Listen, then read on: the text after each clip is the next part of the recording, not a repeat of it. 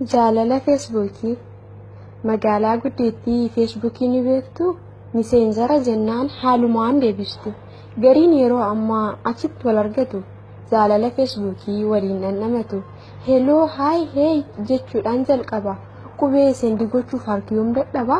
Qubee babbareechuu ol qabee gaqqaba. Si jaal'e si dhabnaan maaloo nan gaggaba. Hedduun si jaaladha siif du'a siif kufa. My heart my sweet jechuun itti fufa. Sila eessa jirtaan ka'ee tan dhufa. Takkaa si dhungadheen si hammadhee rafa. Ani kee taatus kood eenyutu wal quufa. Oduu dhuma qabne qabee gada fuufa. Ati lubbuu tiyya jedheetti odeessaa gadi dhaabu dubbii. Sobni dhugaa caalee ajaa'iba rabbi. Jaalalli Feesbuukii dubbiin faallaa. Sobduudhaan sababnee maaliif of wallaallaa? Dhaga'i shamarree ati silmi dhiiraa rabbiin hin jaallatu miidhiisaa gidiraa. Of duuba miilladhu laalimee of dura abiddaa fi cidii hin qabin wal bira. Namni dhugaa jibbeessu waan wal dararaa ajaa'iba rabbii maali dubbiin baraa? Kanaafuu obbolaa ofii giyyaa nama osoo isa qabdan hin ta'inaa jaama. Ani gama kiyyaan kana isiniif dhaama na dhageessu laata waa isiniif hima. Gaaf tokko galgala onlaayinii seenee akkam beenaan jedhe ashama harka fuune harka keetiin bul jennee itti fufne akkam fayyaa keetii gaafiinsi gaafadha maaf akkas bareeddaa umriin kee meeqadha? Umriin qabu irraa waggaa 5 hir'ise umriin koo 30 jedhe tan deebise. Waaw egaa akkas taanaan baay'ee bareedadha 40 ta'e ani sin jaaladha. Ani immoo 20 maal sirraa fokkadha? Jedhee na gaafannaan gaaffii ajaa'ibaa. Lakkiin fokkatu kun maal nama dhibaa? Jedhee tan deebisee kanuma gaggabaa. Shamarran akka koo lama manaa qaba. Qalbeeffadhu dhiiroo dhugaa jirtu beeki isinaa baraaru jaalala Feesbuukii. Hojiin kan kee maalii dhaloonni kee eessaa? Baay'ee si jaaladheen akkasii barreessa. Seentee ba'uu diddi onnee kiyya keessa si obsuu hin danda'u kanaafuu dhageessa. Har'a boruun jedhinnaaf himi deebisa. Jedhinaan dubbannaan ani baay'ee aaree tolee na eegi kaa deebiif bara geeree jaalalli Feesbuukii akkasii mitiire. Lakki jaalalli kee onnee na onkure deebiif bara geeree naan jette na eegi. Mee itti nan obsaa suuraa kee na ergi jedhee na gaafannaan illee deebisee suuraa Feesbuuk irraa tokko agarsiise.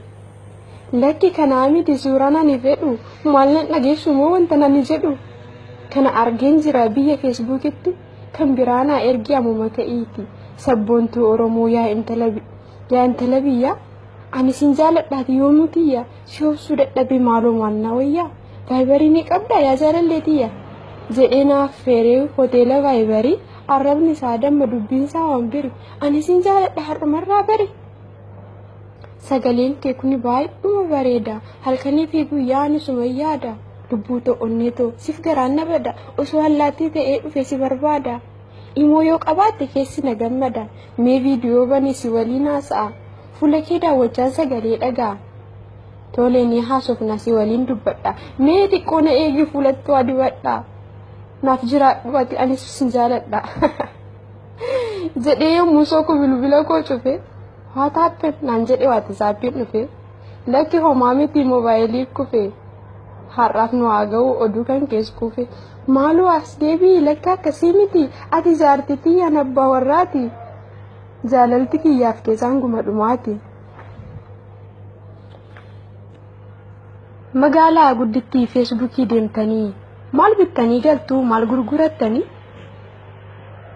Anis xiqqoo turee yoon banu viidiyoo bilbilaan haasa'aa deemimee micayyoo. Jaallensi agartee adaraa waaqayyo maal daa'imta akkanaa akkam ta'u wayyoo. Daa'imtu waan beekne abbaa jetti gaafa naan wal baru inni hin qabu jaarti amma biraa wal cumucaa fi mucatti. Haati warraa isaa biyya ormaa jirti isheenis akkasaa tokko firfirsiti. Kanaafuu barattu atis yaa barata. Sunis abbaa ijoollee atillee hojjeta mi ofirraa dhiisaa kana waa fokkata. Takkittiidhaan boona rabbi sin jaalata ani haa caaltuudha na komattuu laata. Jaalalli Feesbuukii maali hiikkaan isaa? Tilmaamee shallaguun baay'ee na rakkisa. Yaa obboleewwan koo isin naaf deebisa. Jaalalli Feesbuukii nama ajaa'iba. Gama san taa'eeti.